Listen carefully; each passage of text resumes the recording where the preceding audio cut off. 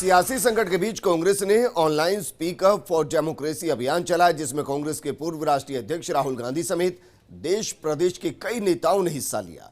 राहुल गांधी ने भी एक वीडियो शेयर किया, तो वहीं प्रदेश प्रभारी अविनाश पांडे, मुख्य सचेतक महेश जोशी, पीसीसी चीफ गोविंद डोटासरा समेत कई नेताओं ने कार्यकर्ताओं से अभियान में हिस्सा लेने का आह्वान किया। कांग्रेस नेता रणदीप सुरजेवाला ने कहा कि आज प्रजातंत्र का दिन है।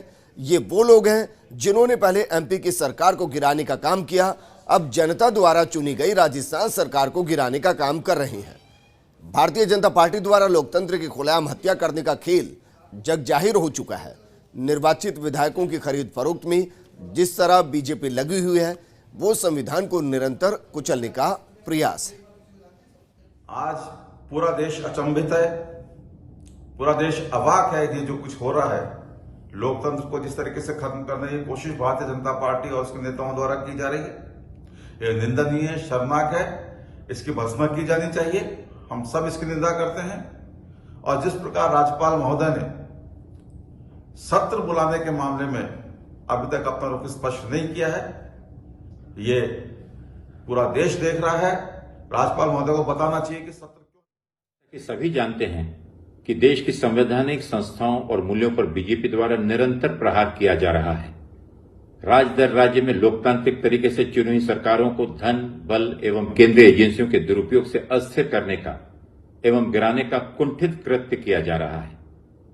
जहां एक ओर संपूर्ण विश्व एवं मानवता कोरोना जैसी महामारी का सामना कर रही है, वहीं आमजन को राहत देने के स्थान पर केंद्र की भाजपा सरकार ने कांग्रेस की मध्य प्रदेश सरकार को षड्यंत्रपूर्वक गिरा दिया। राजस्थान की कांग्रेस सरकार कोरोना में सफलतापूर्वक कार्य कर रही है और अपने प्रबंधन से इस महामारी पर नियंत्रण का प्रयास कर रही है, जिसे वैश्विक स्तर पर भी सराहा गया है। ऐसे समय में राज्य की चुनी हुई सरकार को भाजपा द्वारा अस्थिर करने का प्रयास किया जा रहा है।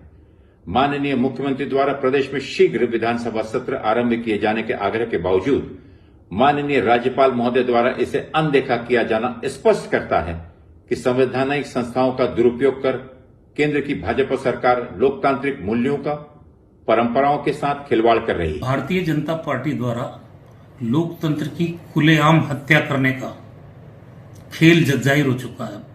निर्वाचित विधायकों की जिस तरह खरीद फरोख्त में बीजेपी लगी हुई है, ये संविधान को निरंतर कुचलने का कुत्सित प्रयास है बीजेपी का। कर्नाटक में इन्होंने सरकार गिराई निर्वाचित, मध्य प्रदेश में सरकार इन्होंने निर्वाचित गिराई और अब राजस्थान में पूर्ण बहुमत की कांग्रेस पार्टी की निर्वाचित सरकार को उसी तर्ज पे ये गिराने पे आमादा है। लोकतंत्र की बजाय भारतीय जनता पार्टी का यकीन नोट तंत्र पर है और भारतीय जनता पार्टी के शीर्ष नेतृत्व पे उनके लिए सत्ता ही सर्वोच्च है।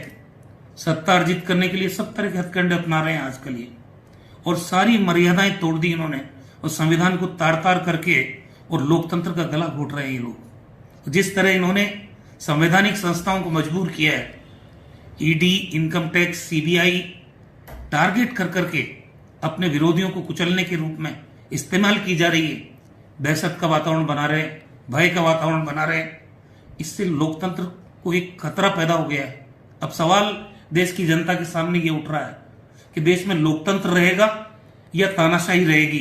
दोस्तों, आज प्रजातंत्र के लिए लड़ने का दिन है। आज प्रजातंत्र के लिए आवाज उठाने का दिन है।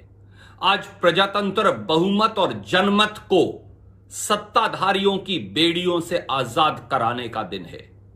ये वो लोग हैं जिन्होंने पहले मध्य प्रदेश और अब राजस्थान में किस प्रकार से चुनी हुई सरकारों को गिराने का षड्यंत्र किया और अब राजस्थान की कांग्रेस सरकार को गिराने का जनमत और बहुमत को धूमिल करने का कुत्सित प्रयास कर रहे हैं। आज सवाल सीधा है। आज सवाल राजस्थान की कांग्रेस सरकार का नहीं। क्या इस देश में वोट का शासन रहेगा? क्या इस देश में बहुमत दिल्ली के सत्ताधारियों के हाथ की कठपुतली बन जाएगा? क्या इस देश में जनमत दिल्ली के अहंकारी सत्ताधारियों की बेड़ियों में जकड़ लिया जाएगा? The governor's office, his eminent advisors and the governor himself appear to be ignorant of the fact that an agenda is sent after he fixes a date for the assembly. Is it not a weird objection to come from the governor? I'll not notify the assembly date Tell me, where is the agenda? Has it ever happened that governors do this? And if the governor office is not aware of this simple elementary procedure, then I think there is a separate sad state of affairs and a separate crisis in the governor's office. Third, that the honorable governor refers to 21 days. I wonder why his advisors were doing what his secretariat was doing.